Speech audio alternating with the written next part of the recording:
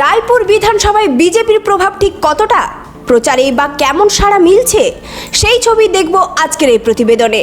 রায়পুর বিধানসভা বিজেপি প্রার্থী ক্ষেত্রমোহন হাঁসদা প্রতিনিয়ত চালিয়ে যাচ্ছেন নির্বাচনী প্রচার।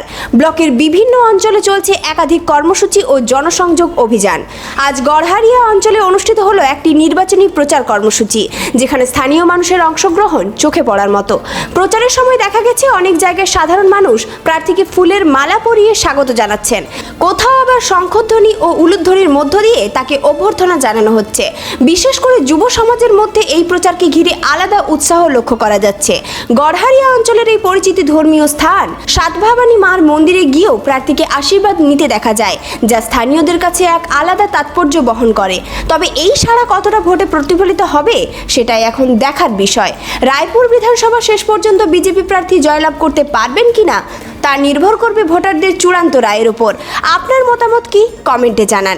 ক্ষেত্রমোহন হাঁসদা জিন্দাবাদ, বিজেপি জিন্দাবাদ, এদিকে এদিকে বিজেপি, এই একটাই নাম বিজেপি, এই লালবাজারে বিজেপি, এই তালডিয়াতে বিজেপি, এই ব্রাহ্মণডিয়ায় বিজেপি, এই গড়গড়িয়ায় বিজেপি, এই রায়পুরেতে বিজেপি।